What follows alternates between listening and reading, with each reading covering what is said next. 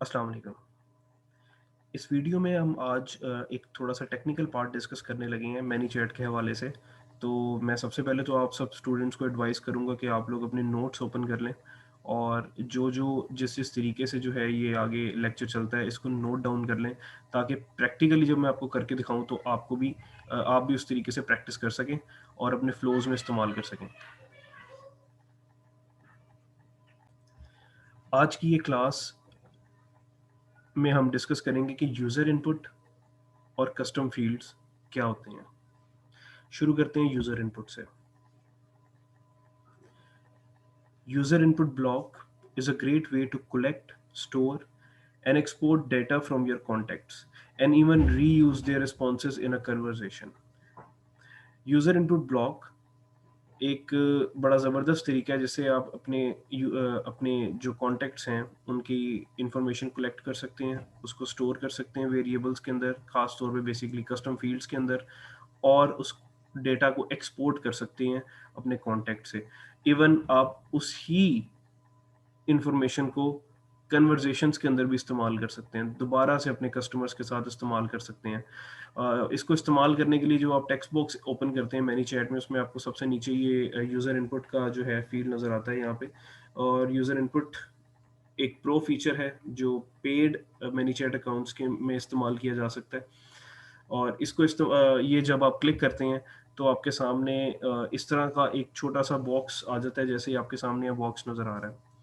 सबसे पहले आप इसको इसकी नेम और टाइप से इसको डिफाइन करेंगे कि आप इसके अंदर क्या डाटा कलेक्ट करना चाहते हैं। नाउ जैसे कि आपके सामने एक बॉक्स नज़र आ रहा है, उसमें सिंपली ये क्या किया गया हुआ है कि जो कॉन्टैक्ट्स हैं आप उन कॉन्टैक्ट्स को उन कॉन्टैक्ट से इंफॉर्मेशन ले रहे हैं, और वो इंफॉर्मेशन जो होगी वो बेसिकली टेक्स्ट फील्ड में होगी, क्योंकि आप उनसे क्वेश्चन पूछ रहे हैं। अब इसके अंदर इस बॉक्स के अंदर जो आपको ब्लू हाइलाइटेड फर्स्ट नेम नज़र आ रहा है ना, ये ब्लू हाइलाइटेड फर्स्ट नेम, ये एक सिस्टम फील्ड है। ये सिस्टम फील्ड बेसिकली वो सिस्टम फील्ड हम उसको कहते हैं जिसके अंदर फेसबुक इंफॉर्मेशन जो है मैनी चैट के साथ शेयर करता है कि यस, ये जो आपका कॉन्टैक्ट है इसका नाम है ये, इसका फर्स्ट नेम ये है, इसका लास्ट नेम ये है, साथ ही साथ उसका जेंडर ये है, और वो सारी इंफॉर्मेशन जो फेसबुक शेयर करता है मैनी चैट के साथ। तो इसके अंदर आप टेक्स्ट फील्ड के अंदर उनको उनसे इंफॉर्मेशन ले रहे हैं, ठीक है। ये सिंपल सी एग्जांपल है जिसके अंदर जैसे ही आप उस यूज़र इनपुट को क्लिक करेंगे तो ये आपके सामने बॉक्स बन जाएगा। अच्छा, इसके अंदर ये चीज़ याद रखिएगा कि जब तक वो कस्टमर इनपुट नहीं करेगा तो तब तक आपका बॉट स्टॉप हो जाएगा, क्योंकि नीचे से जो ये लाइन है, waiting for a reply from the user, जब यूज़र रिस्पॉन्ड करेगा तो ही आगे जो है बोट रन हो सकेगा। सो मेक श्योर कि आप इसको किस किस तरीके की जगह पे और कहाँ कहाँ लगाते हैं, मेक श्योर कि इनकी प्लेसमेंट आप ठीक करें। उसके बाद आते हैं हमारे user input reply types. Reply types जो होते हैं वो अलाउ करते हैं आपको कि आप रिस्पॉन्सेज को वेरीफाई कर सकें और मेक श्योर कर सकें कि जो आपको रिप्लाईज आ रहे हैं वो करेक्ट फॉर्म में हैं या नहीं हैं। अब टेक्स्ट की बात करें, अगर आप टेक्स्ट गेट करना चाह रहे हैं तो text could be anything, it could be special characters, numbers, text, anything, कुछ भी हो सकता है इसके अंदर। मल्टीपल चॉइस, इसके अंदर आपको मल्टीपल ऑप्शंस मिल जाते हैं जो आप जिसके मुताबिक आप पोल्स क्रिएट कर सकते हैं या आप क्विज़ेज़ या टेस्ट क्रिएट कर सकते हैं इन मल्टीपल चॉइसेस के थ्रू।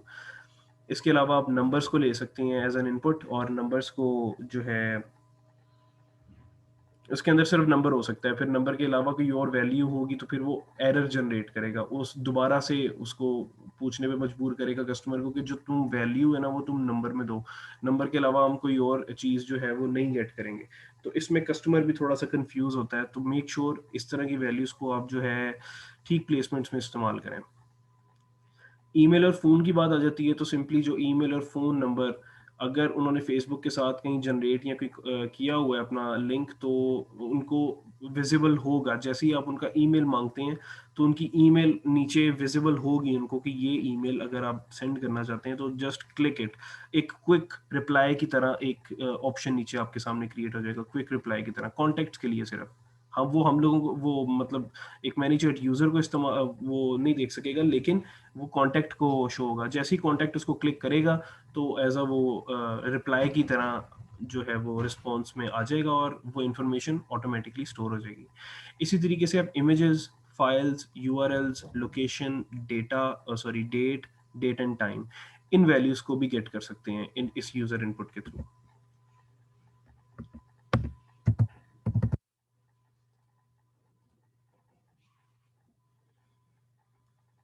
अब कस्टम फील्ड्स के ऊपर आ जाते हैं। अच्छा, most of the user input reply types are saved into the text custom field. It concerns the text, multiple choice, email, phone, URL, file, image, location types. Phone numbers should be stored in text custom field since the number types custom fields don't include the plus sign which is used for the phone numbers on Facebook. या जिस तरीके से मैंने आपको phone numbers की example दी थी, एक इसके अंदर वो चीज़ भी आ गई है। और कस्टम फील्ड्स बेसिकली क्या होते हैं? कस्टम फील्ड्स वो होते हैं जिसके अंदर अपनी आप वैल्यू को स्टोर करते हो, अपनी वो जो कॉन्टैक्ट ने आपके साथ इंफॉर्मेशन शेयर की है, वो उसको स्टोर कर लेते हैं और स्टोर करके उसको बाद में फिर आप यूटिलाइज करते हैं। इसी तरीके से जब आप फ़ोन की बात करते हैं तो फ़ोन नंबर में जब भी आप फ़ोन नंबर गेट करने लगे तो टेक्स्ट कस्टम फील्ड के थ्रू गेट करें। चूंकि आपको पता है कि नंबर के अंदर हमारा हम प्लस साइन इस्तेमाल नहीं करते, प्लस एक स्पेशल कैरेक्टर है, तो ये क्या कहते हैं इसलिए इस्तेमाल ना करें। जब भी आप इस्तेमाल करें फ़ोन नंबर्स के लिए वो टेक्स्ट कस्टम फील्ड इस्तेमाल करें। और फेसबुक जो है फिर वो टेक्स्ट की फॉर्म में उसको नंबर सेंड करेगा और वहाँ से फिर वो जब कॉन्टैक्ट क्लिक करेगा तो आपके साथ आपके पास वो जो है विजिबल हो जाएगा।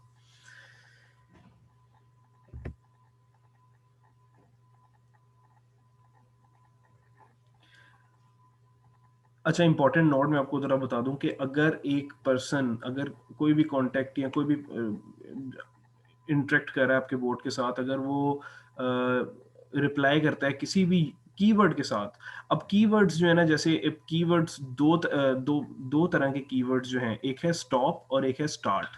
जो स्टॉप है या अनसब्सक्राइब है, अगर कोई भी स्टॉप लिख देता है चैट के ऊपर या अनसब्सक्राइब लिख देता है तो वो ऑटोमेटिकली जो है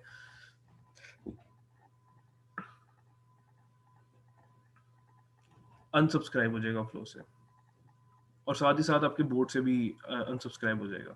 वो फ्लो को स्टॉप कर देगा और यूजर इनपुट फील्ड को भी स्टॉप कर देगा। और अनसब्सक्राइब का जो फ्लो है वो उसको टारगेट कर देगा जो अनसब्सक्राइब कीवर्ड के साथ असाइंड है। इसी तरह से जब कोई कस्टमर स्टार्ट लिखता है चैटबॉट के अंदर तो वो ऑटोमेटिकली सब्सक्राइब हो जाता है और उसको सब्सक्राइब वाला जो मैसेज है वो उसको विजिबल हो जाता है। वो जब भी किसी भी यूजर फील्ड के साथ प्ले कर रहा होगा उसका यूजर फील्ड वहीं डिस्कनेक्ट हो जाएगा, डिसेबल हो जाएगा, और उसको ये वाले फ्लोज जो हैं विजिबल हो जाएंगे। इसके अलावा जब आप यूजर रिप्लाई रीट्राई टाइम को भी इस्तेमाल कर सकते हैं। After the set number of wrong answers user reply gets deactivated and won't save the reply in the corresponding custom field. अब ये अगर आप एग्जांपल देखें तो एग्जांपल के अंदर आपको ये रेड हाईलाइटेड के अंदर नजर आ रहा है कि आप कब कितनी देर तक रीट्राई करवाना चाहते हैं। रीट्राई का मतलब इस तरह से है कि अगर आप एक वैल्यू गेट करना चाह रहे हैं कॉन्टेक्ट से, लेकिन वो आपको करेक्ट इन्फॉर्मेशन या करेक्ट फॉर्मेट के अंदर आपको वो चीज़ नहीं भेज पा रहा तो वो एक एरर जाएगा और मैनी चैट सेकंड रीट्राई करेगा, फिर उसके बाद थर्ड रीट्राई करेगा। अगर वो 3 रीट्राइज तक सही इन्फॉर्मेशन आपको नहीं दे रहा सही फॉर्मेट के अंदर तो ये यूज़र इनपुट जो है ये डीएक्टिव हो जाएगा और वो रिप्लाई को सेव नहीं करेगा अपने पास किसी भी कस्टम फील्ड के अंदर। इसकी जो है बड़ी आसान एग्जांपल मैं दूंगा कि जब आप ईमेल लेते हैं और अगर कोई भी बायर सही फॉर्मेट में आप ईमेल सेंड नहीं करता, like email could be that something at the rate of something dot com, ये एक ईमेल फॉर्मेट होता है। लेकिन अगर कोई इसको फॉलो नहीं करता, अगर कोई एट द रेट का स्पेशल करेक्टर ऐड नहीं करता या वो जो मैनुअली राइट कर रहा है ईमेल वो कुछ भी कहीं भी डॉट कॉम की जगह डॉट कॉन लिख देता है या डॉट को लिख देता है सिर्फ, या इनकम्प्लीट नहीं लिखता, तो उसको जो है मैनी चैट उसको एरर कंसिडर करेगा और उसको दोबारा से कहेगा कि आप दोबारा से अपना जो है ना ईमेल वो दोबारा से दें। और उसको जो रीट्राई मैसेज है ना वो यहाँ पे ये वाला जो मैसेज है ना आप देख रहे हैं वो उसको ये मैसेज जाएगा। तो इस मैसेज को आप बिल्कुल चेंज भी कर सकते हैं अपने मुताबिक और उस हिसाब से आप कस्टमर को कम्युनिकेट कर सकते हैं।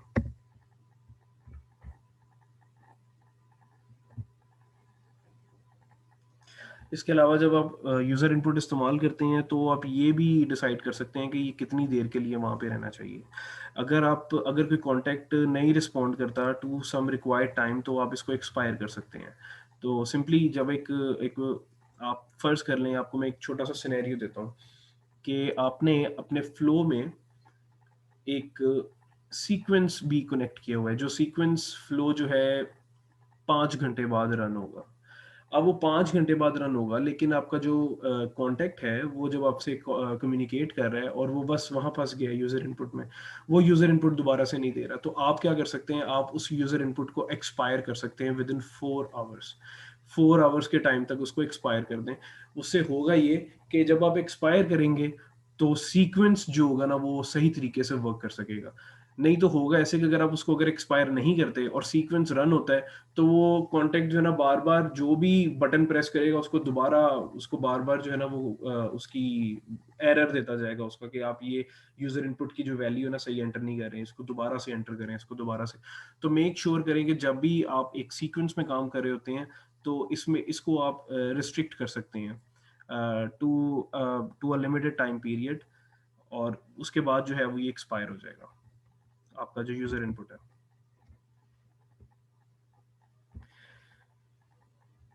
अच्छा, जब भी आपकी कन्वर्सेशंस के अंदर या फ्लोज़ के अंदर यूज़र इनपुट फ़ील्ड्स होते हैं, तो आप शो रिस्पॉन्सेज़ को क्लिक करके जो है ना वो जो बटन होता है, शो रिस्पॉन्सेज़ के साथ आप इन सब वैल्यूज़ को देख सकते हैं कि कितने लोगों को आपका फ्लो डिलीवर हुआ, कितने लोगों ने ओपन किया, कितनों ने क्लिक किया, कितने लोगों ने किया। इसके अलावा यूनिक सब्सक्राइबर्स कितने थे, ईमेल्स कितनी कलेक्ट हुई, फ़ोन नंबर्स कितने कलेक्ट हुए, इनके एग्ज़ैक्ट फ़िगर्स आप देख सकते हैं सामने। और इन एग्जैक्ट फिगर्स को देखने की बजाय जब आप उनको शो रिस्पॉन्सेज को क्लिक करेंगे, तो ये स्प्रेडशीट व्यू में आपके सामने आ जाएगा, जो बाद में दो बेसिकली व्यूज होते हैं, एक स्प्रेडशीट व्यू होता है और एक फीड व्यू होता है। आप जब इसको क्लिक करेंगे तो आपके सामने इस तरह से स्क्रीन नजर आएगी, जिसको आप फर्दर एक्सपोर्ट भी कर सकते हैं फाइल को, जो भी इंफॉर्मेशन उनके अंदर पड़ी है वो CSV फाइल के अंदर आपके पास अवेलेबल हो सकती है। आप सिंपली उसको एक्सपोर्ट करेंगे, और ख्वाह वो ऑर्डर्स की इंफॉर्मेशन है या वो लीड जनरेशन की इंफॉर्मेशन है, वो सारी इंफॉर्मेशन आप एक्सपोर्ट कर सकते हैं।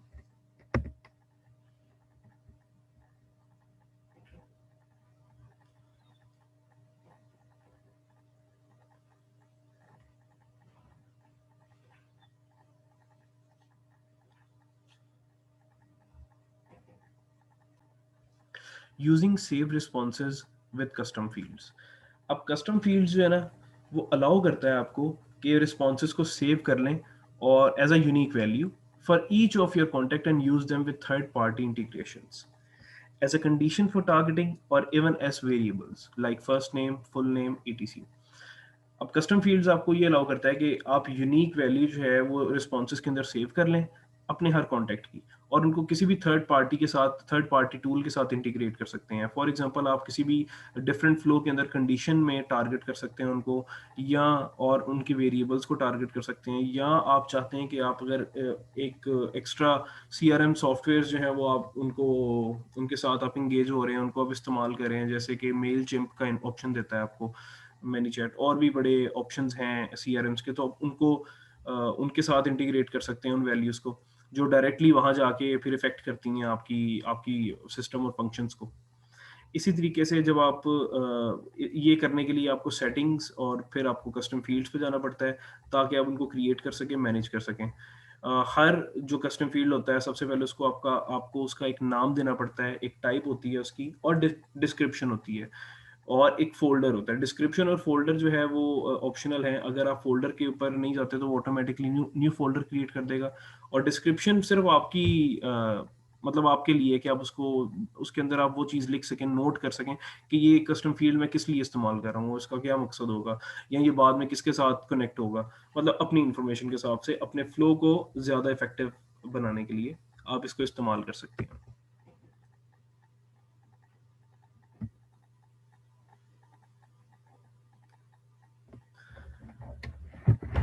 अच्छा, अब इस एग्ज़ाम्पल को आप ज़रा थोड़ा-सा देखें कि इसके अंदर एक यूज़र इनपुट लिया गया है।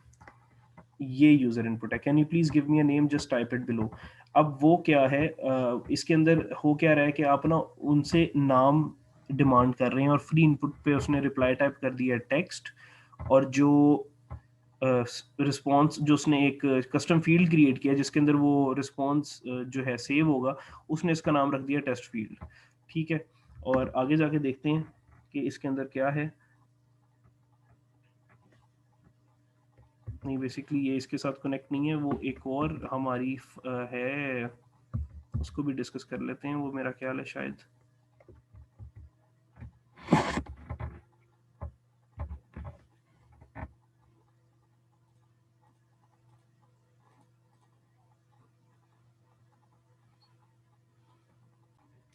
चलें, कोई प्रॉब्लम नहीं है। इस एग्जांपल को जो है हम आगे दोबारा से डिस्कस करेंगे, क्योंकि ये आगे जो है हमारे पास दोबारा से विजिबल होगी, तो हम इसको इस एग्जांपल को आगे जाके डिस्कस करते हैं। जैसे कि हमने पहले बात की कि टारगेटिंग कैसे करते हैं आप, तो जैसे ही आप कोई कंडीशन क्रिएट करते हैं अपने फ्लो के अंदर, तो कंडीशन जैसे क्रिएट करते हैं तो वो आपको सबसे पहले एक ही क्वेश्चन देता है, does the user match all of the following conditions. यहाँ एक कंडीशन का बटन लगा होता है, आप इस कंडीशन को प्रेस करते हैं तो आपके सामने सारी वो टारगेटिंग ऑप्शंस आ जाते हैं। वो टारगेटिंग ऑप्शंस के अंदर आपके पास टैग्स आ सकते हैं, कस्टम फील्ड्स आ सकते हैं, जो भी इंफॉर्मेशन है उसको आप ट्रू फॉल्स की शक्ल के अंदर, या आप अपनी कंडीशन पुट कर सकते हैं कि वो वैल्यू किस तरह की होनी चाहिए कि अगर वो कंडीशन ट्रू हो जाती है तो उसको ये रिस्पॉन्स चला जाए, अगर उसकी कंडीशन फॉल्स हो जाती है तो उसको ये वाला फ्लो चला जाए। आप इन कस्टम फील्ड्स को एज ए कंडीशन के तौर पे जो है ना इस्तेमाल कर सकते हैं, और या चाहें तो आप ब्रॉडकास्ट सेंड कर सकते हैं to a number of contacts with a special value और any value in custom field. जैसे मैंने पहले आपको वेरिएबल्स को कनेक्ट किया था कस्टम फील्ड्स के साथ, तो वही बात है कि आप जो कस्टम फील्ड्स क्रिएट करते हैं और उसके अंदर कोई रिस्पॉन्स सेव करते हैं, तो आप उनको एज अ वेरिएबल इस्तेमाल कर सकते हैं। और ये एग्जांपल बेसिकली वो एग्जांपल है जो पहले मैं डिस्कस करने जा रहा था। जैसे ही आप एक कस्टम फील्ड क्रिएट कर लेते हैं और आप उसको इस ब्रैकेट के थ्रू रिकॉल करवा सकते हैं अपने मैसेज में। और एग्जांपल इसके अंदर ये दे रहे हैं कि एक बोट बिल्डर जो है अपने कॉन्टेक्ट्स के पास उनको कह रहा है कि मेरे बोट को नाम दो एक। ठीक है, और जैसे ही वो कहता है नाम वो किस तरह से दें, तो उसका जो है ना तरीकेकार यहाँ पे लिखा हुआ है। अच्छा, मैसेज शुरू होता है, hey Andrey, nice to meet you, I am a bot and I don't have any name yet, can you please give me a name, just type it below. अब ये एक यूजर इनपुट फील्ड था जिसके अंदर आप उसने क्या किया है कि मैनी चैट जूनियर, उसने एक नाम दे दिया उसको मैनी चैट जूनियर का, कॉन्टेक्ट ने मैनी चैट जूनियर का नाम दे दिया। अब उसने क्या किया कि उसने इस वेरिएबल का नाम रखा था बोट नेम, बोट नेम का उसने नाम रखा था और उसने कहा ओके। अब ये एंड्री क्या है, इसका first name, okay first name, now you can call मी।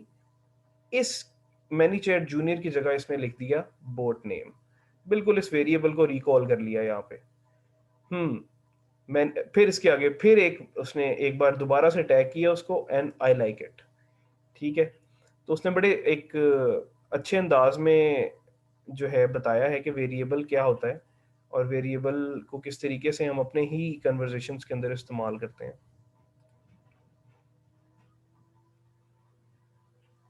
आप अपने बोर्ड्स के अंदर फार्मूलाज भी इस्तेमाल कर सकते हैं और उन फार्मूलाज को भी आप कस्टम फील्ड्स के थ्रू ही इस्तेमाल कर सकते हैं। ना फॉर एग्जांपल कि आप न्यूमेरिक कस्टम फील्ड्स हैं आपके सामने, न्यूमेरिक कस्टम फील्ड की क्रिएट करना चाहते हैं, आप चाहते हैं कि यार एक मैसेज में आपकी एक वैल्यू है, सेकंड मैसेज में आपकी सेकंड वैल्यू है, आपने इन दोनों को मल्टीप्लाई करना है, उनको प्लस करना है, उनको माइनस करना है, उनके ऊपर अरिथमेटिक फंक्शन कोई भी क्रिएट करना है, तो आप सिंपली एक कस्टम फील्ड के अंदर वही फॉर्मूला रखकर कर सकते हैं। जैसे कि जब भी आप एक न्यू कस्टम फील्ड सेट करते हैं अपने एक्शंस के अंदर, तो उसने क्या किया कि सबसे पहले जब टाइप पूछी कस्टम फील्ड की, तो उसने उसको नंबर बता दिया। टाइप टाइप जो है वो नंबर है, क्योंकि आपको इस साइन से भी पता लग रहा है कि इसका जो कस्टम फील्ड टाइप है वो नंबर है। और उसके बाद उसका नाम आ गया। नाम आने के बाद जब उसने क्रिएट किया, तो उसके सामने ऑपरेशन पूछ रहा है कि क्या ऑपरेशन इसके ऊपर पुट करना है। क्या इस नंबर को किसी स्पेसिफिक एक नंबर पर सेट करना है, या इस नंबर को इंक्रीज करना है किसी नंबर पे, मतलब फर्ज कर लें कि जब भी ये एक्शन हो तो आप उसको 1 या 2 या 5 या 10 से इंक्रीज कर दें, या उस नंबर को डिक्रीज करना है, या कोई कस्टम फार्मूला या कस्टम फार्मूला इस्तेमाल करना है। इस कस्टम फार्मूला का जब आप इस्तेमाल करेंगे तो ऑटोमेटिकली आपके पास जो है वो उसके अंदर वैल्यू का बॉक्स आ जाएगा, और उस वैल्यू के बॉक्स के अंदर आप कोई भी अरिथमेटिक फंक्शन जो है ना वो क्रिएट कर सकते हैं। जैसे कि इसके अंदर बताया हुआ है कि आप अपने कस्टम फील्ड को 1.5 के साथ मल्टीप्लाई करवाना चाहते हैं, तो अमाउंट ऑफ गुड्स, ये आ गया अमाउंट ऑफ गुड्स, आपका वही कस्टम फील्ड जब ऊपर इस्तेमाल कर रहे हैं जो भी नंबर होगा, उस नंबर को उन्होंने मल्टीप्लाई कर दिया 1.5 के साथ। और जब ये कस्टम फील्ड बाद में रिकॉल किया जाएगा तो उसके अंदर जो है उसकी एग्जैक्ट जो वैल्यू है वो उसको विजिबल हो जाएगी। अमाउंट ऑफ गुड्स जो भी इसका नंबर होगा मल्टीप्लाई बाय 1.5, और उनको आप सेव भी कर सकते हैं और अपने कॉन्टेक्ट्स को दोबारा दिखा भी सकते हैं। अच्छा, प्लीज नोट करें कि भी फार्मूलाज जो हैं वो सिर्फ न्यूमेरिक कस्टम फील्ड्स के साथ इस्तेमाल किए जा सकते हैं, और इसके अंदर राउंडिंग फंक्शन भी अवेलेबल है। राउंडिंग फंक्शन अवेलेबल, एक आपको पता है कि जब आपका जो आंसर है या आपको जो लग रहा है कि वो आंसर डेसिमल में आ रहा है, तो उसको आप राउंड अप भी कर सकते हैं। राउंड अप करने का तरीकेकार ये है कि आप कस्टम फील्ड जब क्रिएट करते हैं तो उसमें एक फार्मूला पुट करें जिसमें आप लिखें राउंड, और उसके अंदर दो, एक जो छोटी ब्रैकेट जिसको स्मॉल ब्रैकेट्स कहते हैं उसको क्रिएट करें, और इसके अंदर दो पैरामीटर्स आप ले सकते हैं। एक पैरामीटर वो जो आपका आंसर है, और उसको आप जब कर देंगे 2 के ऊपर शिफ्ट, तो ये जितनी भी वैल्यू है ये रिड्यूस होकर डेसिमल के बाद सिर्फ 2 फिगर्स के ऊपर राउंड अप हो जाएगी। सेम गोज विद जब आप राउंड करना चाहते हैं इस फिगर को 2 के ऊपर, तो वो इस फिगर को भी 2 पर डेसिमल के बाद शिफ्ट कर देगा। इस तरीके से भी आप फार्मूलाज को राउंड अप फंक्शंस के थ्रू इस्तेमाल कर सकते हैं। इसके अलावा आप फार्मूलाज को एक्सपोनेंट फॉर्म में भी इस्तेमाल कर सकते हैं। एक्सपोनेंशियल फॉर्म होती है किसी भी नंबर की पावर। पावर को अगर आप याद करेंगे, 2 की पावर, यहाँ जैसे एग्जांपल दी हुई है 2 की पावर 10 है, ये जो दो मल्टीप्लिकेशन साइंस उन्होंने इस्तेमाल किए हैं, ये बेसिकली एक्सपोनेंट को शो करता है। और 2 की पावर 10 आपको पता है इक्वल्स टू 1024 होता है, तो ये आंसर इसका ये निकालेगा। इसी तरीके से 2 की पावर -1 जो है वो 0.5 होता है, तो उसकी वैल्यू जो है वो आपके सामने ये पड़ी है। इस तरीके से आप इन फार्मूलाज को अपने कस्टम फार्मूलाज के अंदर आप इनको ऐड कर सकते हैं और इनकी इंफॉर्मेशन को जो है ना बेटर ऑर्गेनाइज कर सकते हैं।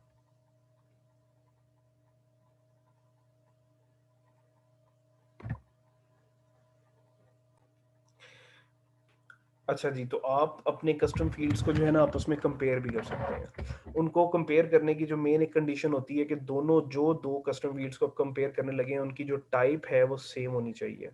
जैसे कि आप एक न्यूमेरिक वैल्यू को अगर कंपेयर कर रहे हैं तो वो न्यूमेरिक वैल्यू के साथ ही कंपेयर हो सकती है।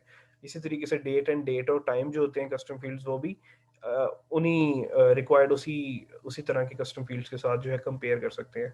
कंपेयर करने के लिए आप रूल्स का जो सेक्शन होता है, ऑटोमेशन में जब जाएंगे तो नीचे सबसे आपको रूल का सेक्शन नजर आएगा, और वो जो है ना एक कंडीशन स्टेप क्रिएट कर देता है फ्लो बिल्डर में जब आप उसको क्लिक करते हैं। जैसे कि एग्जांपल इसके अंदर आपको ये देते हैं कि आप एक मैसेज सेंड करते हैं अपने कॉन्टेक्ट्स को, और कहते हैं कि जब एक कस्टम फील्ड की वैल्यू 1 से कस्टम फील्ड वैल्यू 2 हो जाए तो उनको जो है एक डिफरेंट मैसेज चला जाए।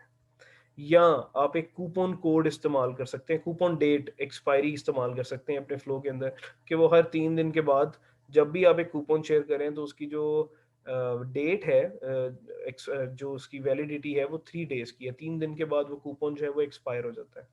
तो आप ये भी कर सकते हैं। इसके अंदर आप कर ये रहे हैं कि कस्टम फील्ड क्रिएट कर रहे हैं, न्यूमेरिक कस्टम फील्ड जिसके अंदर आपका स्टोर्ड है वो कूपन कोड, और एक आप कस्टम फील्ड क्रिएट करते हैं डेट एंड टाइम का, या डेट का ही अगर आप कर रहे हैं तो डेट के अंदर आप स्टोर करते हैं उस दिन की डेट जिस दिन ये कूपन कोड भेजा गया हो। इसको आप कंपेयर करते हैं एक डिफरेंट कस्टम फील्ड के साथ, जैसे, और उस कस्टम फील्ड के अंदर आप एग्जैक्ट वो डेट रख देते हैं जो आपकी कूपन इनिशिएशन से 3 दिन का लेट की डेट है, उसके अंदर आप वो डेट पुट कर देते हैं। तो जैसे ही आप कंपेयर करेंगे इन दोनों को और अपने बोर्ड को अंडरस्टैंड करवाएंगे कि जब इसकी वैल्यू कस्टम यूजर फील्ड 1 की वैल्यू 2 की जगह हो जाएगी, तो आपने इसको एक्सपायर कर देना है, इस कूपन को आपने एक्सपायर कर देना है। तो आप कंपेयर भी कर सकते हैं अपने कस्टम फील्ड्स को। जैसे इसके अंदर आपको इन्होंने बताया हुआ है कि एक चैटबॉट क्विज आप बनवाते हैं और उसकी वैल्यू आप has change to exactly quiz score. अब इसके अंदर ये जो फंक्शनैलिटी है जिसके अंदर आपको बाकी फंक्शंस भी नजर आ रहे हैं, अब chatbot quiz has change to exactly quiz score, तो उनको ये रिस्पॉन्स चला जाए। इसको इस तरीके से आप यहाँ पे सेट कर रहे हैं।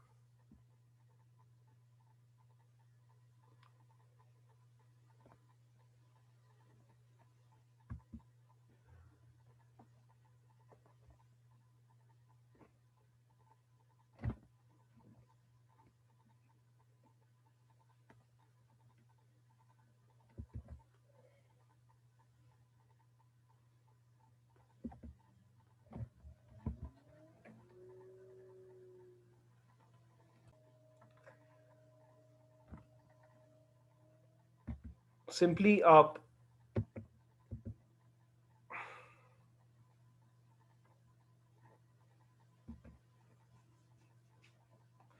पूरी वीडियो नहीं बनानी